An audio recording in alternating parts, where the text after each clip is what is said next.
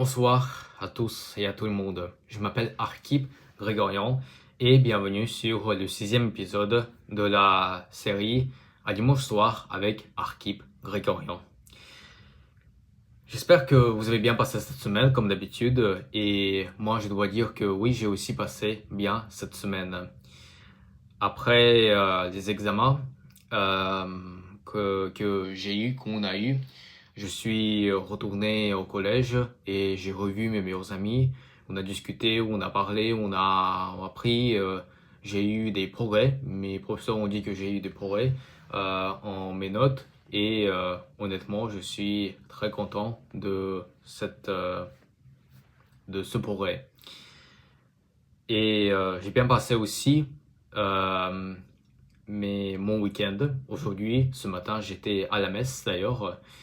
Et parce que j'essaye d'aller plus régulièrement à la messe, euh, parce que je commence à en avoir la foi en moi et tout simplement, je pense que les églises sont des endroits culturels, mais aussi très beaux et lesquels, même si vous soyez athée ou non-croyant, je pense que c'est quand même une bonne chose d'aller à l'église, non pas pour prier, non pas pour parler avec un prêtre, non pas pour devenir croyant, je ne vous force pas, mais tout simplement voir la beauté de l'église et de reconnaître la beauté de l'église. Parce que les églises, c'est quand même quelque chose qui nous... euh, comment dire, ça fait partie de la France, ça fait partie de l'image de la France et de l'histoire de la France. La France est, comme on dit souvent, est la fille aînée de l'Église. C'est-à-dire que c'est un pays qui a été créé grâce au christianisme. Alors aujourd'hui, évidemment, nous vivons dans un monde progressiste. Nous avons une laïcité très stricte et nous sommes plus progressistes et il y a certaines idées chrétiennes qui ne sont plus vraiment soutenues, même par des jeunes chrétiens, ce qui a l'air un peu hypocrite quand même, mais ces gens-là existent. Les églises, c'est quelque chose, ce n'est pas tout simplement un endroit religieux où on peut prier pour Jésus-Christ. Ce n'est pas tout simplement un lieu de culte. Ce n'est pas simplement un endroit religieux. C'est pour moi l'endroit où on peut encore progresser si vous êtes par exemple un étranger et que vous voulez bien s'assimiler à la culture et à l'identité française.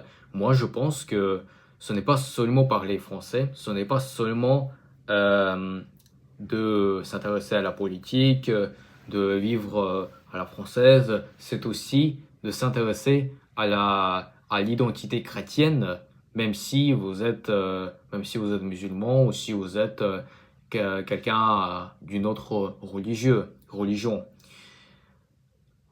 L'Église, euh, faut tout simplement, à mon avis, encore une fois, je ne vous force pas à y aller à l'église. Je ne vous force pas à devenir chrétien pour être français. On peut parfaitement être français et être athée.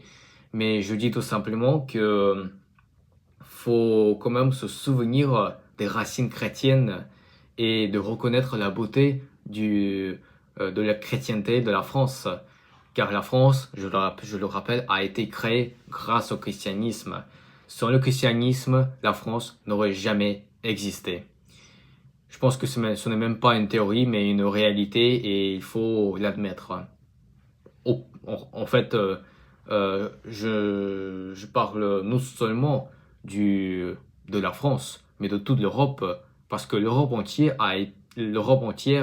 a été créée par le christianisme.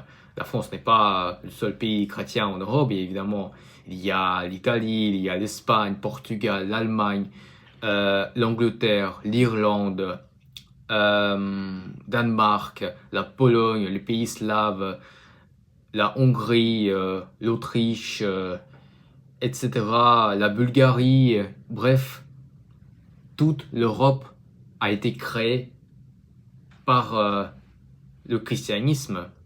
Et je considère que il faut quand même se souvenir de ses racines. Et je pense que grâce à ces belles églises aussi, évidemment, je commence à mieux progresser ma foi personnelle.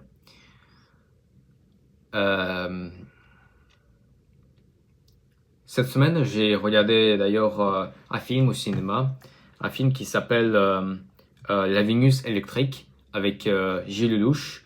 Ça peut être rigolo pour vous parce que c'est le seul acteur que je connais de ce film.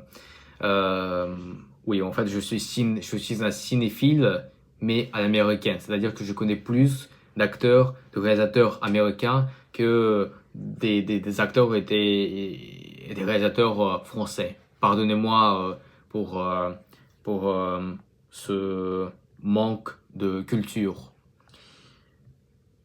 patriotique. J'ai oublié de préciser. Et La Vénus électrique, c'était un très beau film. Pour moi, j'ai aimé ce film. Mais je doutais au début parce que quand j'étais au cinéma et que le film a commencé, au début, je n'étais pas vraiment façonné par cette histoire. Je veux dire, je comprenais parfaitement ce qui se passait, je comprenais parfaitement la chronologie, je comprenais le sujet.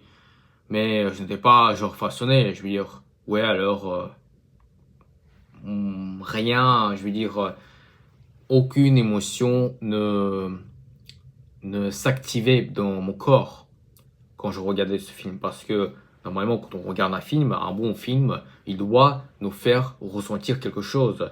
Soit la colère, soit la tristesse, soit la joie, soit le rire, soit quelque chose d'autre. Mais pas rien. Et quand je regardais ce film au début, je ne ressentais littéralement rien. Je comprenais l'histoire, mais je ne ressentais rien. C'était juste une histoire que je comprends, et c'est tout. Mais au niveau des sentiments, c'est le vide absolu. Mais c'était au début. C'est après, quand l'histoire se progressait, c'est là où j'étais plus surpris, et c'est là où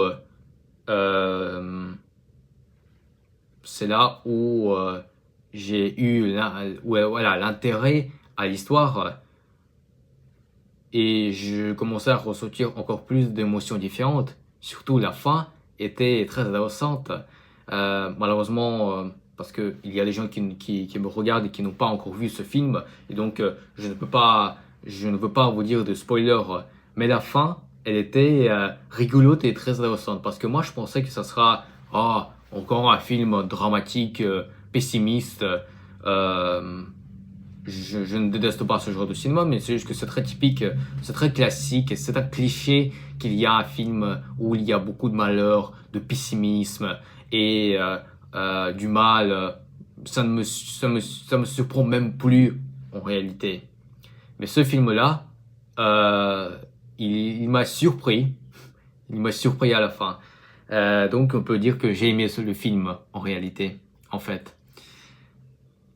Au début, je ne ressentais rien, mais c'est après que j'ai eu l'intérêt, et c'est à la fin que j'ai vu pourquoi ce film est un bon film. C'est un beau film et je vous conseille à le regarder. La Vénus électrique, je le rappelle. Cette semaine était magnifique pour moi et j'espère passer pareil la semaine prochaine. Et je vous souhaite aussi, et oui, j'ai oublié de préciser, aujourd'hui il n'y a pas de thé ni de verre d'eau. J'ai décidé, voilà, comme ça, vous parler. Merci d'avoir regardé ce nouveau épisode. J'espère que vous allez passer la semaine prochaine très bien. Moi aussi. Voir des bons films ou avoir des bonnes nouvelles. Vous pouvez les écrire toujours dans les commentaires. Moi, je le dis et parfois, je peux répondre si vous voulez. C'est un peu bizarre ce que j'ai dit. Je peux vous répondre si vous voulez. parce que c'est quand même un peu bizarre. Ou peut-être pas, parce que ça arrive quand on pose parfois une question, mais qu'on n'a pas envie de recevoir les réponses. On la pose comme ça, juste comme ça. Merci beaucoup pour